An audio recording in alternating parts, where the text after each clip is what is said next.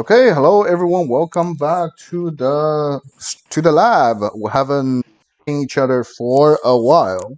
So tonight we have Mr. James, who's here having a coaching session about really whatever he really like to know. Want to get coached. So I guess we just quickly start. James, you want to introduce yourself really quick? Pretty new to Yu-Gi-Oh! I've been playing very casually. I started out Mm-hmm. on when the Layer of Darkness structure deck came out. I started playing that, and then when the Salamangreat structure deck came out, I moved to that, and I've basically been a one-trick pony ever since. I've messed with a couple other decks, but I don't play anything else competitively. Okay, so that was around like when late eight. Wait, Ooh, when was Salomon Gray? Early 19, I think. I think so. Yeah. We start like Yeah. late 18, right? I officially started playing Yu-Gi-Oh in 2017. When my arcade opened, that's when I grabbed all the Yu-Gi-Oh stuff and I started with Cool. some basic structure deck stuff. And I was Okay. very casual. And Uh-huh. then when the Salad structure deck came out, that is when I started getting a little bit more competitive. And I've been trying to understand rulings and things like that better ever since. Yeah, I mean, Salah is really a good, like, beginner friendly one Hmm. for any possible competitive. Like, Salah is definitely a good beginner, but competitive deck. Yeah, I do like that deck a lot, Mm-hmm. just for the fact of the different routes you can take and just how it's a general deck. So it's fun to play casually and competitively. Okay, so, let me see. So you said you play salad. So how did that go? Like what happened like during 19 and during 20 and so far? Have you played anything Oh, else? so I mean, I played a little bit of Medolce. I remember I played Blue Eyes for a while just because it's a legacy deck and it's fun. Fun. I've played Cyber Dragon. I've gotten pretty good at it, but that's a fairly simple deck once you get everything. Once you understand it, it's pretty straightforward. Mhm. But for the most part of everything, I definitely stuck to Salad the most. Salad Um, mode. Cool. yeah, and when it was at its peak, I was also at my worst as a duelist, so I really didn't understand, the gravity behind Orcust, Striker, Salad, Thunder Dragon Colossus, or having double Colossus on the board. I didn't understand all those things. Well, So that's fine. I mean, Salah is like despite it's like you probably missed the peak time, but it's still like a good competitive that's good enough to like making you learn the basics because it pretty much has exactly. the majority. And when I did finally try to change over as a competitive strategy, I went to Dragon Link. Hmm. Um, and I want to go over my Dragon Link deck and try and rebuild it and mess with those things. But I Like found that yeah, when did you switch Dragon? Because Dragon there's like a long time span of Dragon, starting like pretty much early 2020 after my UDS Mhm. until up to like the most recent ban list was like June. Like the entire my time you could could be playing Dragon Link and they all different. Yeah, no, my experience with Dragon Link is very limited. I started very late on Dragon Link. I used to be very much against aggro and combo heavy decks because there's always that stigma of waiting 20 minutes for your turn and all that. And so everyone, at my locals will complain about it. And finally, I said, well, I like the art. I like everything about it. Why not play it anyway? And they can all just, deal with it. Uh-huh. So it was just recently, about a few months ago, I would say 2 months before the ban list killed Dragon Link when it put Striker to one. And I don't mean to say killed Dragon Link. I just mean to say, as we knew it Um, then, when they you're got not rid of when it 100% put Striker wrong. to one. You're not 100. Yeah. So that was the final format like April-ish, I think. Mm-hmm. Yeah. Cool. So Cool, I cool. got about 2 months in with that deck before it got hit. I had just purchased my chambers. I yeah, no, exactly, it's one of those things. But I had gotten a very good deal. Otherwise, I wouldn't have bought them in the first place. I think the trade Hmm. just worked out very nicely. Right, that's So good. That's good to hear. yeah, yeah. So it really doesn't hurt seeing Chamber drop. I knew it was going to drop anyway, and I knew it was going to get hit. But I just wanted to have that deck to play it and enjoy it. So that is when I started playing Dragon Link, and that's about as far as I got with all that. And so eventually, I'm going to go back to rebuilding it. Hmm. Um, Cool. I'm not big on Dragoonity, but it is what it is. So we'll see how that plays. And actually, that brings me to one of the things I want to ask you about. Um, I know a fair amount about deck building. I know a little bit about deck building theory, and there's a lot of general content out there about deck building theory. But getting really deep into it, I really want to understand better. I mean, I brought my style deck with me so I could look at it as you're explaining different things about deck building theory to me, so I can understand if I'm doing something wrong or right. Because like Hmm. sometimes you see people, for instance, just specifically about this deck, they'll talk about will of the Salamangreat at 3 versus at 1 and what's correct and things like that. And so I know there's a lot of math behind it, but at the Yep. same time, I know there's a lot of people who just they will build just because of their own personal preferences and not involving that really strong theory there. So I do want to know more about that. Yeah, well, I mean, theory-wise, we pretty much have to go really deep into a specific deck because, like, theory could be different based on different things. Also, it Mm-hmm. also depends on like really what kind of tournament you're going. Because like actually, yeah, what's your like tournament like your competitive history? Like you say Oh gosh. you're being a casual, but like what really any tournaments you've been to or? Um, the best I ever so I've played a few regionals and one YCS, and the Hmm? best I ever got was table 4 at a regional, and I started choking. I mean, we Um, we don't really have to like talk about what's the result wise. We just have to really talk okay, about like well, which one you actually win. yeah, So I went to a couple regionals. for regionals before the quarantine, nice. That's like, there are actually like quite a good people coming to asking for coaching, and they're like, oh, I started after the quarantine, so I've never even been to regionals. Whew. Regionals is something I miss it. I miss it so much. Actually, where are you from? I am from North Carolina. I live near Asheville. The regionals I So was going to were yeah, how big is the regional there? 200 some people. It was the 200 some Greenville. It was people. regionals in Greenville. Okay, 200 is like an okay size, but it's like definitely less competitive than like where I based. I'm in Where what? Philadelphia. I'm in Philadelphia, the tri-state area. So my Oh my gosh. regionals are just mini YCS at this point. And it was like Wow. Yeah. that. No. Yeah. No. There was a plenty of times where I got just stupid free wins because of the. Yeah. No. I completely agree. But then again, you also had people like me going to those regionals who, I was just as bad as anyone else could be. Okay, so outside regional, like, have you been to any like, well, have you not been to? Have you really participated into like any of the online tournaments, like remote duels or DB, like for example, remote OTS, I Genza, um I or participated in a couple of the core TCG remote duels. I've never messed with dueling book at all or any of the tournaments with that. I just haven't learned the simulator yet. But the remote duels were kind of okay. They were like the ones I went to were very small. I mean, like 8 to 12 people. oh, I may have went on a bad week or something, so I really didn't even count those as anything more than locals, honestly.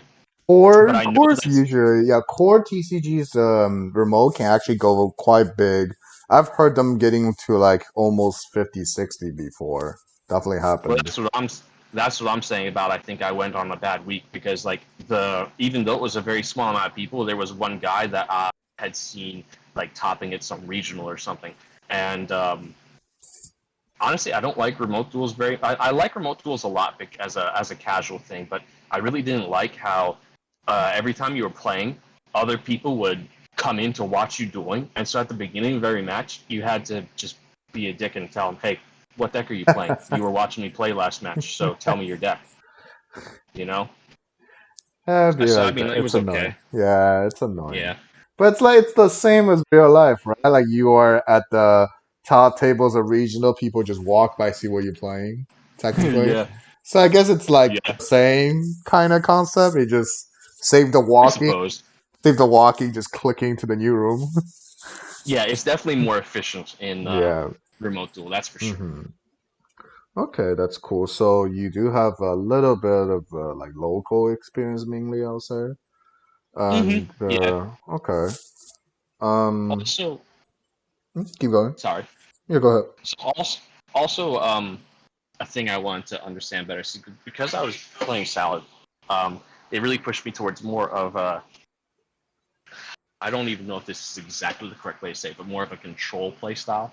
I kind of I mean, really yeah, focus on resource management and Salah like Salah is just control. Salah is control. yeah.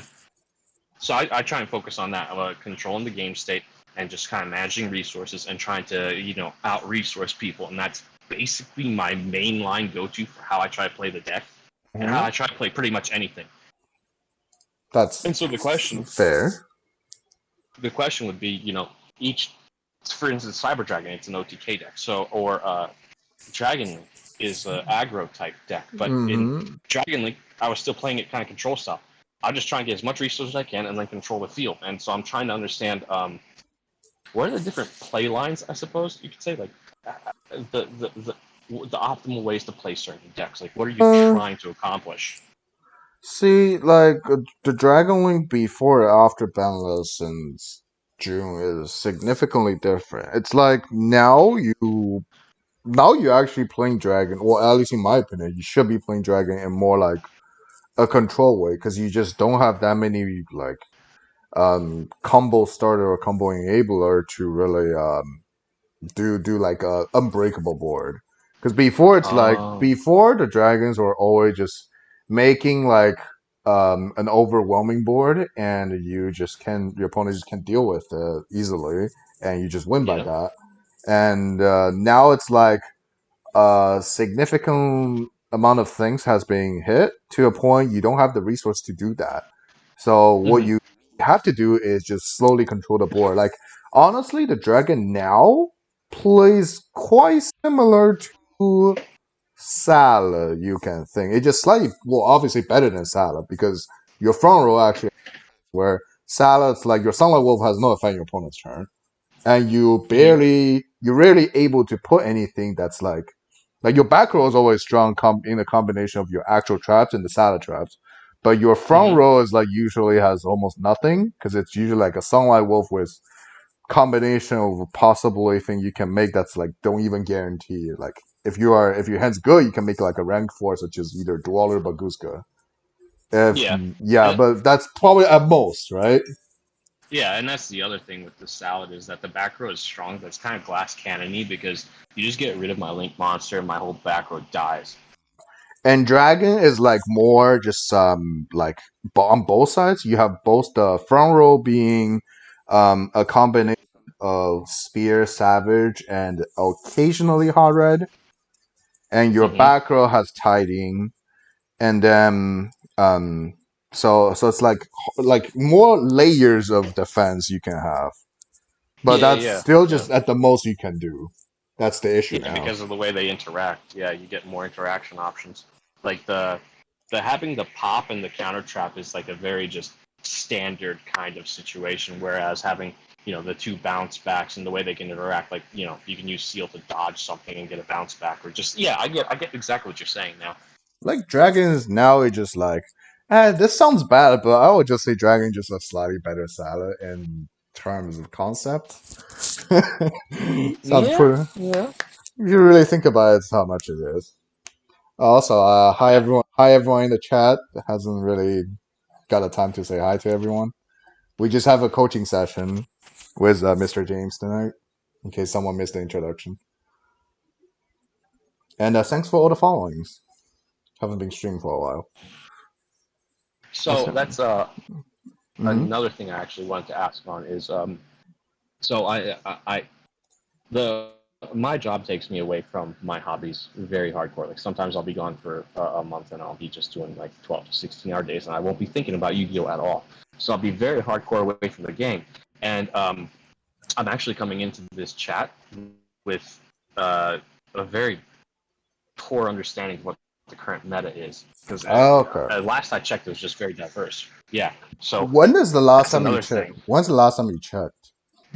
Oh, I haven't looked at anything Yu-Gi-Oh in a solid 5 weeks straight. Which is fun because there's nothing changed in the past 5 weeks. So, Okay, good. like, It's still that revolt trap deck. yeah, Tribrigade, right? Yeah. So Yep, them what's and then 5 weeks ago? Nothing changed. Like, well, with the past 2 months, nothing changed because Dawn okay. is really bad. So if you know what's happening in the remote YGS, you know pretty much the format. Okay, okay. Which I again I haven't been paying attention to any of Yeah, I that, but I mean mean if it's it's the same as it fair. was when I left, that's good enough for me to hear. Yeah, I mean it's fair because honestly, even myself hasn't really been playing the game because the game just it's just nothing new at all. We Yeah, it has been a little bit dry. won't be having anything new until November. Well, October has a ban list, so it's gonna little bit, but it won't be. The November set, Burst of Destiny, gonna change the meta quite a bit because there are like quite a good amount of good cards that's actually competitively viable. Yeah. Okay, that's good. It's The yeah. Hmm. the Dawn of Majesty was crap, by the way. I Oh mean, yeah, like Dawn maybe it was Majesty. good, Yeah, Dawn but Majesty yeah, horrible. super underwhelming. Uh, Question, just your opinion of the Megatins, because I know everyone's talking about this. It's a constant, and there's really nothing going on. But I do want to hear your opinion about the Megatins. The Megatons, we still don't know. Well, it depends on how many things you really specifically need, right? Like if you already have your original copies, for example, Zeus and potential access code, then you really don't need to go into the Megaton. But Mm-hmm. if you like, well, we still don't really know what's specifically in Megaton, so just wait a bit. I think that's also not Mm-hmm. coming until October, right? Because it's got delayed. Yeah, that's another month. Yeah. So yeah, so I guess do you want to like So dive into any specific decks or something? yeah, Or I want to know I want to know some general advice. Really, it's like if I'm going into a tournament, I mm-hmm, want to know some general basic play strategies. Not I mean like how you think going into a tournament. Because for instance, here's a problem I have a lot with mm-hmm, specifically Salamang, right? mm-hmm, Back row decks is very hard for me to beat a back row deck. mm-hmm, We'll do Altergeist as a specific issue right here for me right now. mm-hmm, Now, the first problem I know I have is I haven't learned Altergeist, so I don't have any idea of how to play it myself. If you hand me the deck, it'll take me forever to figure it out, and I know that's the main offender in why I have a hard time beating Altergeist, but also just like how to out resource a deck that you don't know going into. How to get game one when you're trying to play against a oh, deck. well, you see, this is just like more your preparation for tournaments in general. It's like at Mm-hmm. least for me or for a majority of the competitive player, we just pretty much learn every single deck in the format. And then, well, despite Ultra Guys now isn't really a deck in the format, but it used to be a deck in the format. So Mm-hmm. the homework we done like a year ago or 2 years ago still It's applies still relevant. if yeah if it happens. So Yep. because of that, like it's like online simulators, either Yuga Pro or Domi Book are a good way to really learn those because you don't have to really spend anything to get cards on there. You can just build whatever, or easier ways actually just go to YouTube, grab a list, Mm-hmm. like grab a list that actually has some okay results on it, Mm-hmm. copy it, test a little bit, learn a little bit, and then the best way to do is actually just either go on Twitch or YouTube if there are people uploading like feature matches or like Oh. demonstration matches, Yep. watching them playing. Because on YouTube and Twitch you can obviously drag down the bar and see how far. So you can like watch the whole turn getting played, then you rewind and you can pretty much tell what his opening hands is. Then you can tell what kind of decision tree he actually made based on the game Mm-hmm. situation. So that's a Mm-hmm. good way to learn. Like playing, just copy a list, play it by yourself, gonna get you like the basics, like make you learn the effects. But the actual interaction is better to just watch people who know and watch them how they played. That's actually the Mm-hmm. best way to learn it. Yeah, watch people that know what they're doing with that deck so you don't waste your time making mistakes. So basically, straight out the gate, a lot more research than I've been doing is Yeah, really one major flaw. yeah, this like it's being competitive in almost anything require you to do a lot of like homework, a lot of on it. A lot of Uh, you cut off a little bit. Sorry. Yeah. So it's like for example, me during early July when I was preparing for the remote ICS, I pretty much tested like a good amount of variety of how many, like six decks, I think. Hmm. Well, there are like some of them just didn't last for more than a day, but there are a good amount of them which I like quite like tested quite a bit. I ended up choosing like an option B, and I ended up going with Drytron, and I was not You were the not what? specific. So I ended up going with Drytron for the YCS, the remote duel YCS, and Hmm. I was not disappointed because I pretty much prepared majority of the um like I finished my homework, so I was ready. That's pretty much what Hmm. happened, and I was happy about it. So Yeah. despite I didn't top, but it's like I pretty much I was satisfied for how well I did still, because I think I performed like good enough for myself. So the preparation is definitely important, and for me, I can do it by myself. But for like people like you who still like kind of relatively new to the game, it's better to just like learn from others. Like Twitch is a good one, YouTube is a good one, and if you want to spend some money, you can get to you can like uh, go to Duelist Academy, their Patreon. That's also a good resource, and that's Hmm. and well, obviously get coaching session from pro players as well. I was gonna say literally. Okay, yeah. So like, yeah, go to Sean. Yeah. Okay. Yeah, I mean, or those are good ways to help you getting like informations and like your knowledge and information is a good weapon to the game. At least that's definitely my personal experience. Well, Um, see, that's one of those things that I really wanted to mhm, explore was basically like across all decks, because like for instance, just when you said for me, it's better for me to watch other pro players or people that know what they're doing when they're playing a certain deck or making meta calls of what they're going to play in this tournament or such or how they're going to build their deck or how they're play testing and what their thought process is while they're figuring this out. So this is like the big question for me was like I want to know more about the fundamentals you go through or the things you think about when you're preparing for a tournament or when you're building a deck or when you see a weakness in your deck that you either have to live with and understand that that's part of the deck's weakness or that you want to try and improve on. mhm. So that's like very how do I say it? There's a funny Specific to the deck. yeah. Well, yeah, there's a hot take right now. It's like usually those theories are relatively more bullshit. The reason being, at least for me, I usually just do it by my feeling. Theories are whatever end result, whatever ending thing that I want to like explain them in words, so I like summarize it. So Mm-hmm. the theory I says usually are going from the direction of being me already finish the thing, then those into words. That's my Oh, theory. It's yep, like, yep, yep, yep. but if you go like backwards, like normal people would think, that don't guarantee Mm-hmm. works, because like now you have the random theory that's like who knows if it's actually correct or accurate.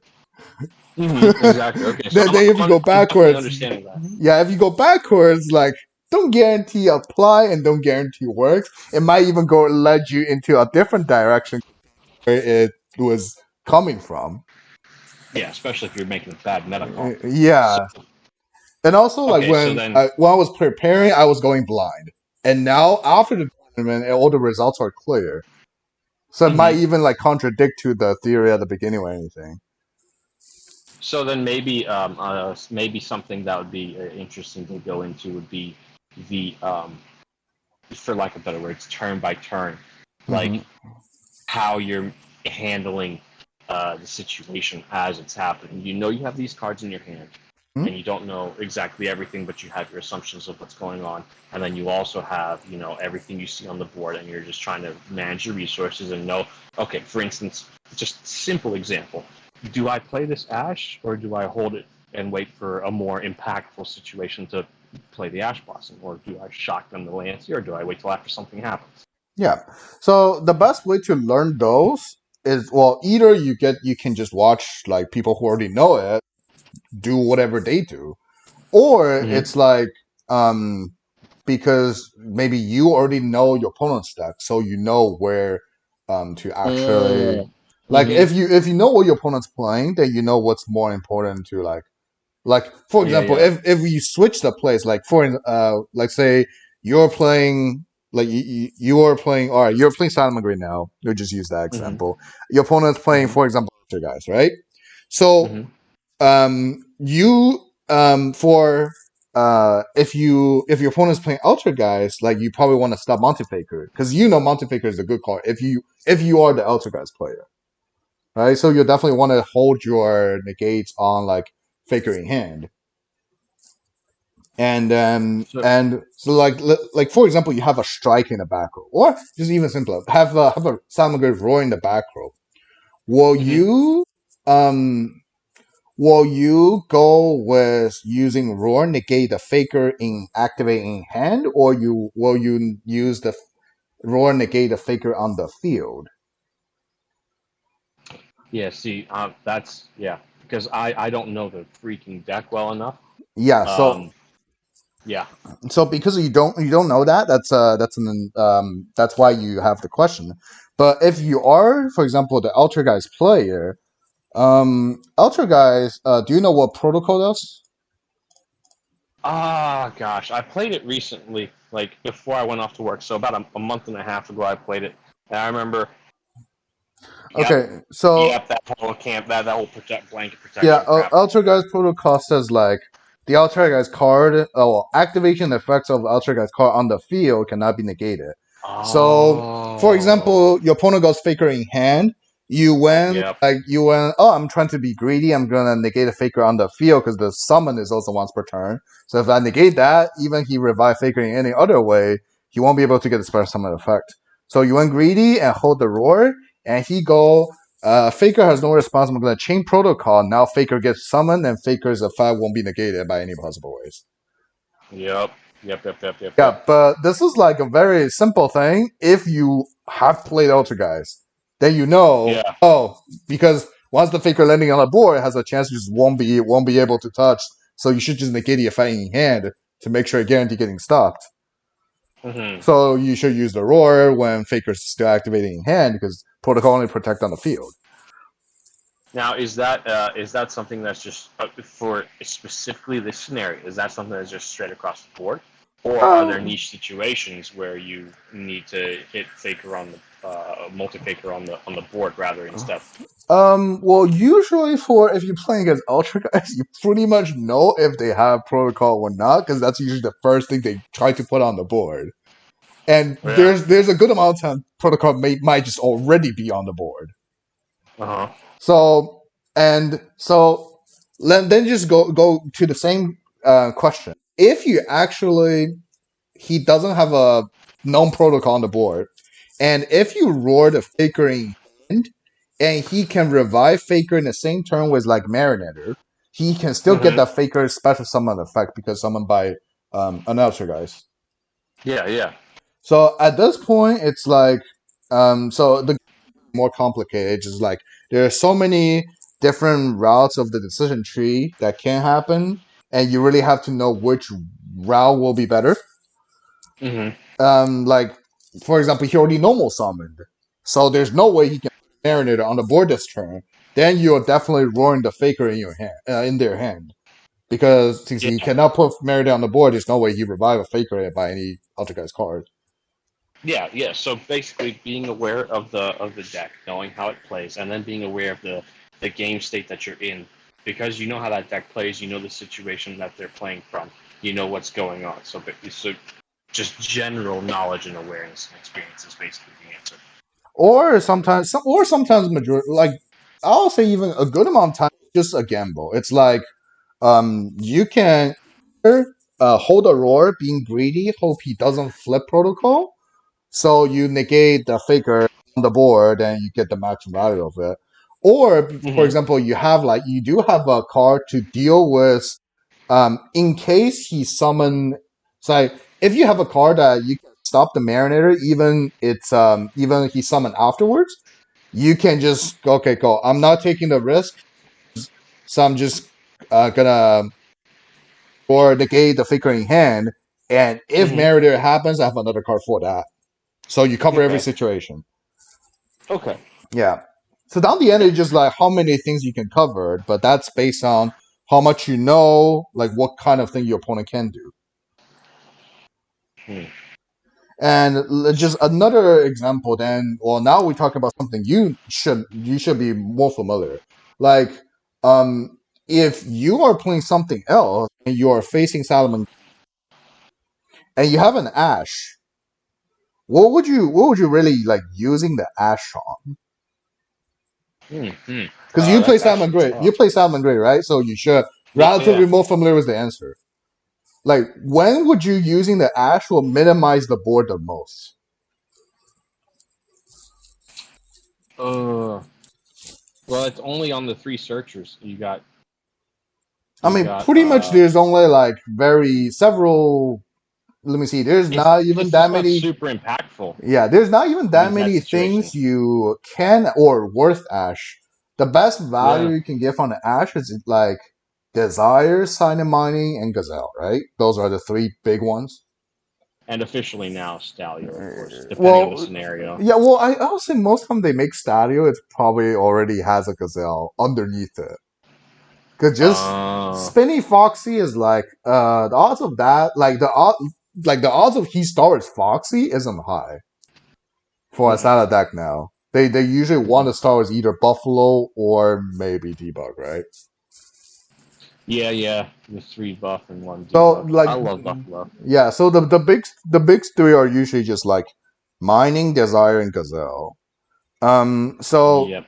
if you are playing Silent Grade, like I barely played Style before because I just never become like my optimal tournament deck, but I tested Uh quite a huh. bit.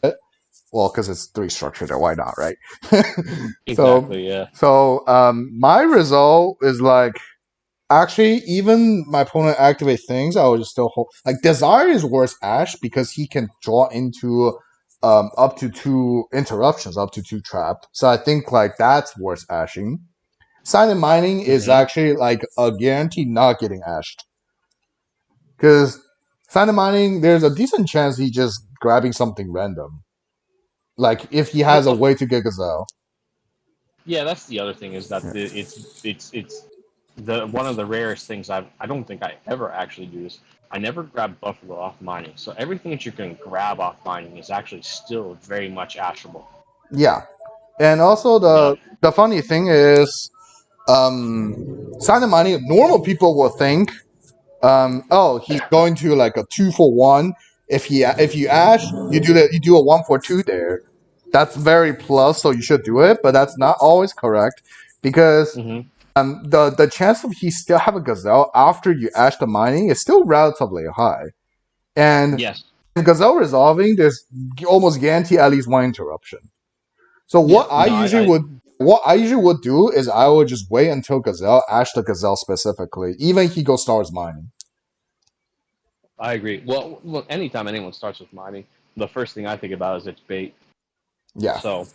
well, because you play Um. salad, you know that. Yeah. Yeah. Yeah, So you definitely, probably I you agree. probably do the Say same there. thing when you are playing it. Yep. So that's something like, see, now you are like, for example, you are playing something else and you face a Salah Grade. Because you know how Salah works, then you have a Yeah. much better chance to win because you know what's the better way to stop it. Yeah. You get so much advantage from the Yeah. knowledge that of playing other decks and knowing every hmm card. Like, That's always something I've been slacking on. yeah, it's not like well, if you draw a hand with like Ash Imperm Nibiru Prankets, oh obviously you can do whatever you want because you have so many things to do. You can probably throw two things and still stop your opponent. Hmm. But for hands where you open like just Ash with nothing else, you really have to think where is the best place to like use this one specific Ash. Like when Exactly. And using this ash will minimize the board the most with like the least amount of risk to take. That yeah, that is also another very hard situation when it comes to Yu-Gi-Oh! Is because um, I guess for lack of better words, the RNG of everything. If you know, if you brick, you brick, or if you draw the nuts, or just the situation. So you can't assume another person's hand, and so it sometimes it can be a blowout if you really don't know what the hell you're doing. So that stems back to the understanding the other person's deck and being able to deduce what they have in hand from what they're playing and how they're playing it. Mm-hmm. Okay, yeah, so that's pretty much a general idea. Like, just know what your opponent's doing. It will actually help you to like use your interruption more efficiently. Okay, so then another question I have that I struggle with. Um, when I go to side deck, Mm-hmm. I mean, first off, I'm not the strongest when it comes to building my side deck anyway. So understanding how you build your side deck or how you make the meta calls that define your side deck, that's also something I'm interested in. But also when I go to actually make my side deck, like when I'm on duel two, yeah, game two, and I'm putting in this and that, and I'm trying to figure out what I'm taking out and how am I figuring that out? How am I factoring that? And how am I trying to get those 6 cards out of my side into my main, and what am I replacing with? Like sometimes Well, it's not always so easy. side is like yeah, it's quite complicated because it's really meta dependent and also really like depends on the deck you play and depends on the deck other decks in the format. Mm-hmm. A easier way to learn to build a better side is before you even put like build a side at all. You already have to think, Mm-hmm. what's the card you will normally take out of it. Oh, that So, is a pretty good point, actually. are you familiar with like Drytron or? Um, so I've had like I had this very weird situation with Drytron. So Hmm. I haven't played Drytron very much, but I also have had like it. Maybe the people I'm playing are just absolutely garbage. I haven't had a problem beating it, so I don't understand what the deal is with Drytron. It seems very fragile to me. Okay, so well, there's a couple. Well, there should be like some simple sense. There's like more, well, I'll say common sense. So, Uh huh. Drytron obviously have issue dealing with draws, right? Yep. And game two and three, your opponent's most likely gonna put draws into the deck if they have it, or they didn't already have it in the main. Mm-hmm. Because of that, game two and three, while you were like, especially going second, you want to take out the searchers out of the deck because they draw they like you rather start with a dry trunk already, Oh, capitalize the dry trunk effect oh, already, and then so even you get drawn after, you still plus more. So things like people normally would take out be like cyber emergence, the field spell, because they just a straight search. Like, why would I want to draw a cyber emergence? Could just prefer to draw like an actual Drytron or a side card. These these three will just be the three side spot right here. yep, yep, yep. So like Yeah, I get that completely. so this is just more like honestly, it's more just like a common sense for those. Yeah, yeah. Well, see, And that's so funny because for me, like, this is almost a revelation. Yeah, while I'm busy thinking about what to side to stop you, you're thinking about what I'm siding and why that's making cards in your deck irrelevant and why it's better to have, a more impactful card than this card that's literally just going to get rolled. mhm. And I like that a lot. Yeah, like siding isn't that it's not easy, but it's not that specifically hard. Usually just some common factors that people kind of missed. That happens a lot. Exactly. Exactly. And this is what I mean about the fundamentals that I want to glean from you that are like super important. Where I'm busy siding to attack somebody, you're also at the same time siding for the defensive play. I like, yeah, And that's what I mean also, about the fundamentals. yeah, also there's like the Dragoon build of Drytron. Mm-hmm. Mm-hmm. Game two and three, it's more common. People will side out the well, not game two and three, going after siding. It's more common people will just straight side out the three Dragoon cards. Not like game siding out, but there's like a good chance they side out for side slot because game two and Mm-hmm. three, like the chance of you actually just resolving Anaconda is like very unlikely because your opponent gonna try to stop as much as you can, as much Mm-hmm. as they can. So um, having just like Anaconda resolving is not really possible. Therefore, these cards in the deck are just really become dead draws, like dead weights there. Mm-hmm. Yeah. So it's like much more sense to just straight side these three out for three side cards. So I. Okay. Yeah, so it's like when you're building a deck, building a side, learning what to like, just figure out what you normally would side out will be like the easier way to really actually. Then like you will see, oh, there's like, for example, going second for this Dragoon build. Oh, there's already six cards. I'm almost like guaranteed siding out. So there's like at least six cards going second I could put in. Mm-hmm. Basically, is even more. Like I could even take out an Ava. I can even take out another Titron, like the weaker one. There's like already eight cards, eight or eight spots I have potentially going second. Jeez.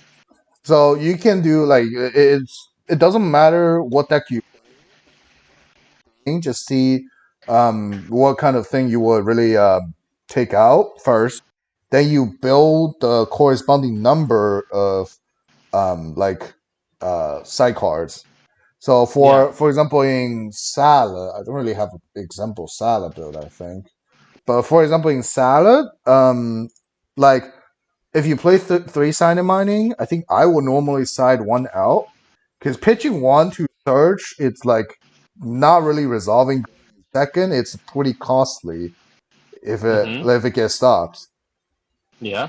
Oh, like it's also hard once per turn. So it's like you don't really like You if you want to can, draw into it. yeah, if you can't really break the board. Now it doesn't matter how many starters you have, it doesn't matter, right? So might as well just take one out because why not for a side that card. Mm-hmm. Also, that's something. Yeah. So that instead of having some, so if you know you're going second, because let's just say you won and they're going to force you to go second. So if you know you're going second, um, you know you're going to have to try and control the opponent's board and try and keep the damage to a minimum, try and hold them back from really going off. So rather than going crazy on your starters, Mhm. which you know have a really high probability of being stopped Yeah. because they're going to be going first, you would rather have something that actually slows them down, like for instance, a draw and lock in the event that you're playing a Drytron. Okay. And also for like then there's like number of trap usually.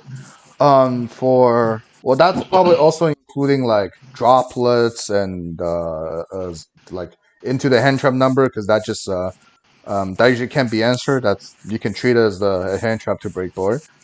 Mm-hmm. Um, so those cards together, game ones, it's like about six. Six is usually a number for a combo heavy deck like Drytron. Mm-hmm. I usually like to play slightly higher, so I go even higher. I go as five with three orange light. Well, Mm-hmm. yeah, and then for mid range, it's about like nine. I would say a good number, 9 to 10. Like a standard Dragon Link, you will see about like that many hand traps, Oh and wow. well, that many hand traps were including droplets, and then well, I would say non-engine cards in general. And then for like a relatively heavier control deck, let me see. I guess this Tri Brigade is an okay example. How many hand traps I have here? This should be go to like 12 to 14 normally. It's like 5, 4, 9, 12. Yeah, this Tri Brigade has like 9 hand traps. Well, no, this Tri Brigade has like 9 hand traps with 3 inputs, so 12 total.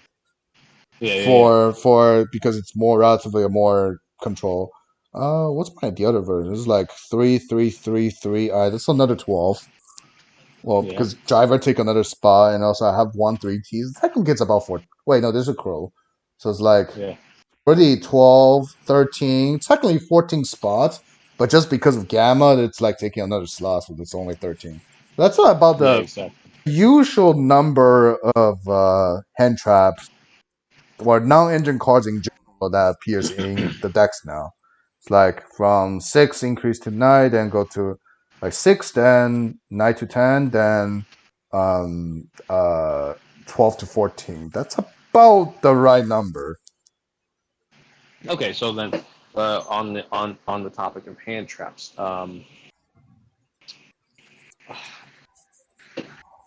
why do you pick a certain number of hand traps for a certain deck? For instance, let's just go backwards in time, one banlist ago, with the big, and this is only because I don't know current Dragon Link, and so Mm-hmm. it'll be easier for me to understand. But the previous Dragon Link, I mean, I think I maybe played Lancia and Gamma at best, but why play hand traps at all in a very like just combo heavy, just blow up the board deck? Well, you see, dragons actually. How should I say it? Um, See, Is there's this the new every list? no. This is the what I played before the balance. Oh, okay, I see it Like now. Yeah, the I two see the dragons. strikers. Yeah, the two dragon lists before the balance. Okay. So well, because I don't really have a current for my drag. I just don't think it's good enough to play it. But whatever, that's a different topic. So Yep. usually, if you build a deck, your deck should consist with like engine cards and non-engine cards, right? Yep. And usually, well, and most decks will have like 3 to 4 extra spots for like things that connects. For example, like your Sala has 3 desire, 1 upstart. Those are the Mm-hmm. four cards. It's like, it's kind of part of the thing that help you see the engine, but isn't really that the Mm-hmm. non-engine part. It's like in the middle, but those are not usually not that many. So Okay. usually when you build a deck, you will know how big your engine is. For Okay. example, Dragon is usually about like 28 to 31, up to 32 usually. Well, Mm-hmm. at least before the bonus. Then that allows them to have up to, so that's about, well, if you stay at 40, that's like 8 to 12 more slots left in the deck. Yeah. If you play, um, if you keep tossing in more engine cards, obviously go to up to like 40 engine cards. Then yes, your deck is like very good going first, but on the other hand, it's very like unlikely it can really Bad stop your going opponent second. going second. No. You're hitting a rock with a rock and compare which one's home at this point. Yeah. Yeah. Yeah. Yeah. Yeah. Yeah, but because your opponent's Okay. going first, they usually have the upper hand, so it's like not guaranteed saying you'll always win the rock fight. So, And yeah, sorry. keep going. Ask your question. So the hand traps or non-engine cards that aren't pieces that you need, but like more defensive play cards, are kind of geared more towards ensuring you get to have a chance to play if you're going second against a deck Yeah, that's going first again. it would be like that. Like if you so let me finish what I was gonna say. So then you if you think about the last like about 10 slots, if you putting like if we go the way we said earlier, you're tossing another 10 more engine cards. It's these the value of these cards. It's kind of like redundant for the entire engine because you don't really need that 10 extra combo pieces. The more Yeah. copy you're tossing are maybe even unnecessary because Yeah. your 30 card engine is already doing as much as they need it to be. Then, based on that, you can toss in 10 non-engine cards, and then those cards are going to help you deal with a situation where your core engine is not really good at dealing with. For example, Dragon. Okay. It's Dragon isn't that great against like super back row heavy. For example, if your opponent goes like a Sep.5 Eldritch, it's kind of annoying to deal with even the Dragon before, right? I'm sorry, it cut out for a minute. If your opponent So goes what? if your opponent play like a Sep.5 Eldritch deck, Oh yes, yeah, yeah, yeah, yeah, yeah, it's yeah. like even you went first, Dragon isn't that particularly great to deal with all the back row there. Hmm. Then like but if you also like going second's even worse against like 5 back row, right? So because of Yeah. that, you can probably toss in some combination of like, well, as you see in this list, I have Duster and Cosmic. Hmm. So that's just something I was like, my core engine isn't that great to deal with it, and there are good amount of backrow decks in the format that worth me to really play those cards. And Yeah. even like and these cards against like the other deck I will normal see, like not really the weaker not really my weak point, but just other meta deck. Cosmic still hits like the tiding in the back row if your opponent don't have a Nocturne into graveyard. Cosmic going first can stop their field spells in the Dragon Mirror. It's actually Yeah. quite essential. Like, and then what other decks were in the format? It was like Shadow Invoke, I think that was one of them. And Hmm. You could definitely cosmic their Meltdown. meltdown, and Yeah. it's actually pretty good because you actually don't want to use any of your negation on the meltdown. Meltdown has to get stopped the majority of the time. And if Yeah. you Yeah. No, there's cosmic it, if you plenty of cos good options. Yeah. yeah, if you cosmic it, oh, that's the best way to get rid of it.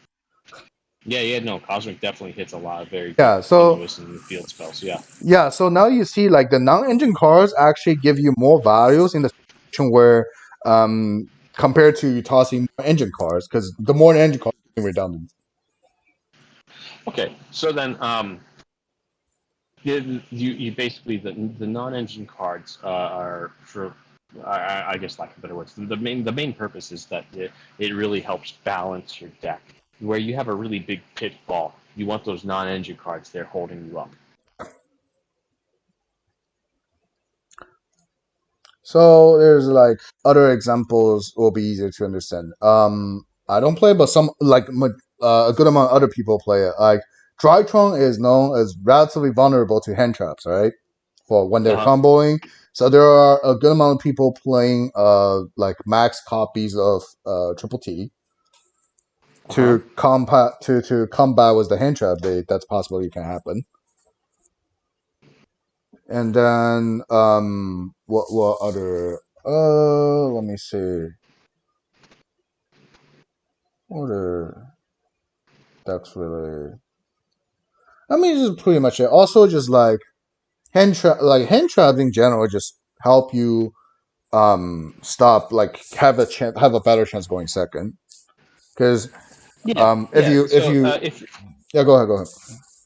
if your deck's weak against another deck, now you can help even it out by swapping this hand trap out. That like okay, Nibiru it does nothing against else. Just pull it out and put in something else that does stop them, like the Cosmics that will help on the what is that one continuous spell they have, or just things like that. Yeah. So I definitely get what you're saying. Those 10 flex spots. Mhm. Yeah, flex spots. I guess. Yeah, it's really flex spot, but usually like I like to just go for in engine and non engines. Like in this Okay. build specifically, you'll see that in engines are pretty much everything in the Drytron part. The Mhm. non-engine part are just the three ash and the two drones. Mhm. And the things that connects those together are like the pods, maybe Mhm. even call by a little bit. But I think Mhm. call by is more just yeah, call by is definitely something to help your engine. So that's Mhm. just like how the Drytron A deck is. defensive card. Yeah. So So go ahead. how do you decide about in the event you have to remove some in-engine cards from your deck to make room for your side deck? Um, But I guess so if your opponent is really having everything on the board and you have no answer to it, it doesn't matter how many engine cards you play. Like if you can draw six engine cards, and that's probably not enough to really to even start because your opponent just have the floodgate all those monster stop. on yeah the interruptions on their board. So because of that, like you don't really you can definitely side out some of the engine cards, lower the amount because you just definitely need at least one out to it. Example be like, for example, opponent has an Appaloosa Revolt anti-spell that's a standard Tri Brigade board, right? Oh God, I didn't know that was that bad. Okay, It's like continue. Appaloosa Revolt is almost guaranteed, and anti-spell has a very high chance they see it. Yeah, yeah, yeah. Well, if not anti-spell, it'll be Imperial Order, which is even worse. And because of that, True. you can think, oh, there's a high chance I see anti spell, so I should just side out like, well, should I just side out like a good number of my spells? Yeah, like you Because said, the yeah, consistency and connector spells. yeah, and because my opponent has, I'll probably maybe even side out Nova. That's like a maybe. And Droll is definitely just not good against Tribegate, so most likely I'll side him out. Might even start out Mm-hmm. Adam's not gonna. And then some engine car, some like in engine that's like just not gonna be resolving going second against the board already. You can definitely start like Mm-hmm. a second copy Ava, the size.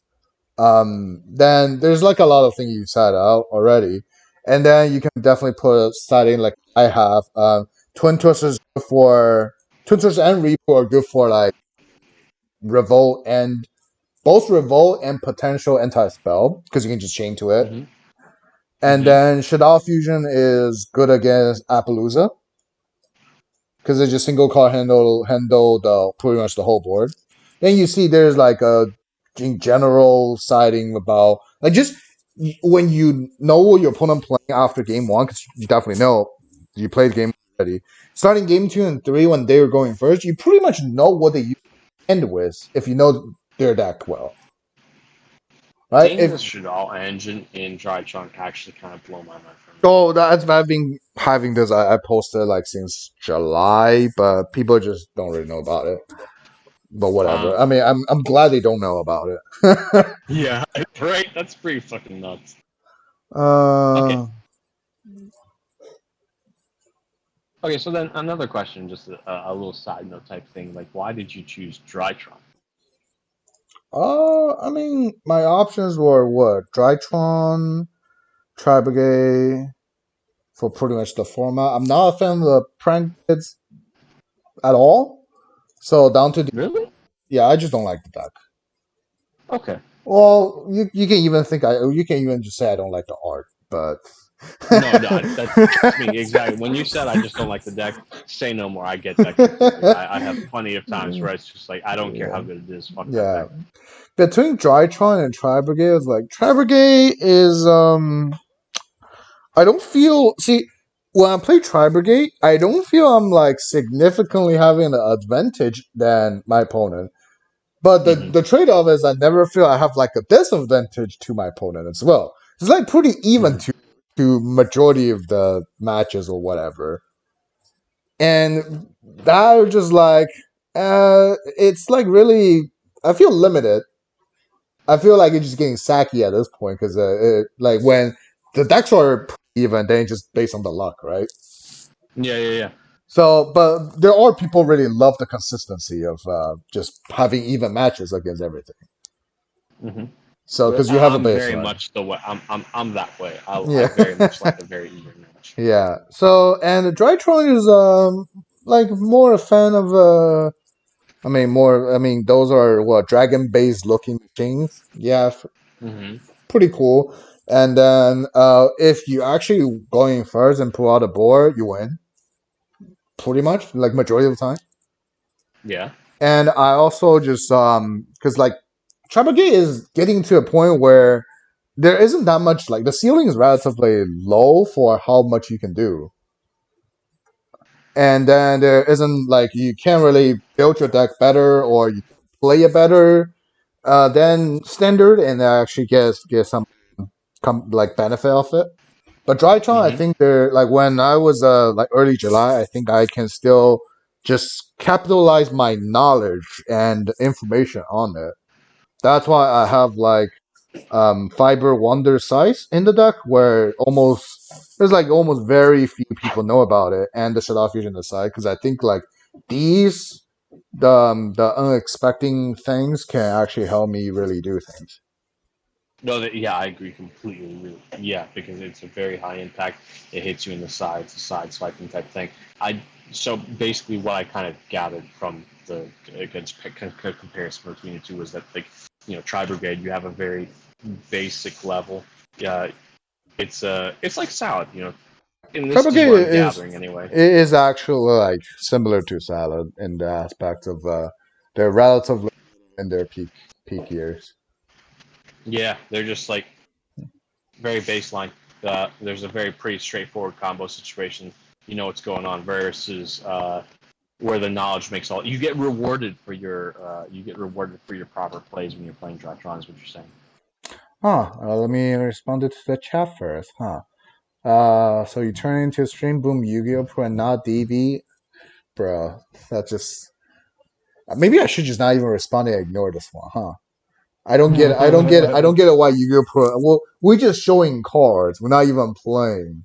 What's the issue? Like at this point, you're just kind of like in real life, just being racist to something, right? This No, is no, that dude always plays top deck no matter what. yeah, like DB isn't significantly better at showing cards. I mean, I could even just put in like what Google pictures and still get the job done. I agree with that. I have to agree with that.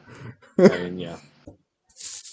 I mean, frankly, this is a voice chat. Everyone that actually is actually paying attention is Yeah, just listening to what's going on. honestly, like I made these kind of coaching session. Well, I'm trying to make these coaching session more like just you don't even have to looking at the screen. If you like, for example, driving to a far place by yourself that you Hmm. have nothing to do, you can pretty much just turn these on and just listen to it, and you probably still get majority of the information done.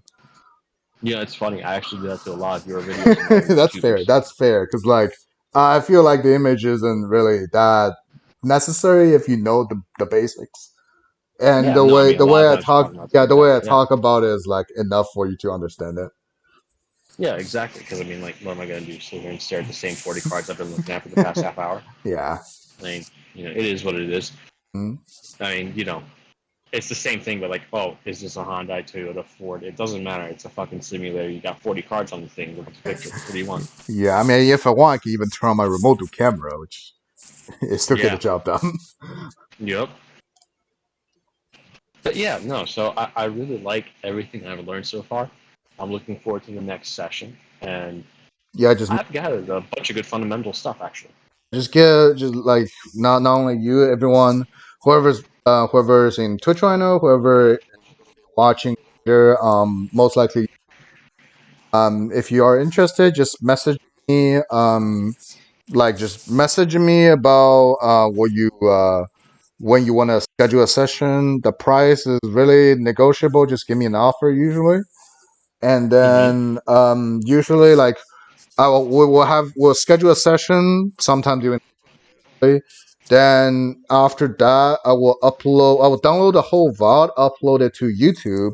So in case if you like afterwards you wanna like you forgot something we talk about, you wanna watch it, or listen to it again, you can always get on YouTube and just browse it whenever you want. Yeah, honestly, the value of being able to have multiple people watching a coaching session and also having it saved to rewatch later is really pretty excellent. So I'm excited to schedule my next session, and I really had a blast. So thank you very much for today. Mm-hmm. You're welcome. And I think we've hit our hour. Yeah, it's fine. I mean, we can go over a little bit. It doesn't really matter that much. Oh, okay. So then for the next hour, I'd like to. I'm kidding. I mean, you can Um, probably just schedule like another hour or two, like what sometime next week, just so you no, have. genuinely, I definitely Yeah, want to do a more repeat plan, kind of like yeah, a monthly payment type thing. hmm yeah. Just so 'Cause, you have some time to actually like test out what you learn into maybe like a remote do local or it's like a physical local in your area, mhm. whatever way you want to have fun. Down to the end, we just No, all want that's to have fun, right?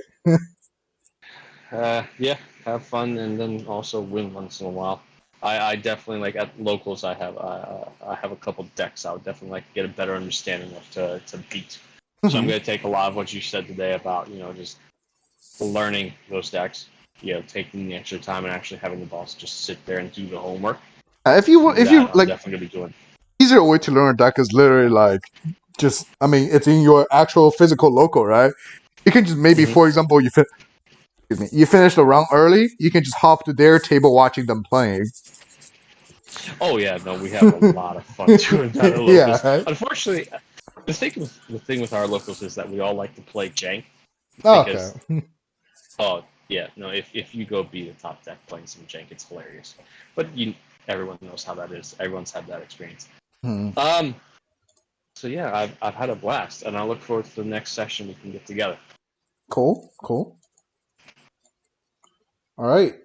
So I guess that will be the end of this coaching session, Hmm. and I will upload the whole thing to YouTube later.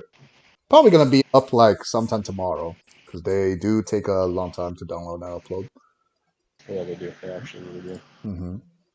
But I'm looking forward to pushing more and getting Hmm. more details on the siding and the deck building because the couple things I've learned about those so far have actually really blown my mind. For instance, the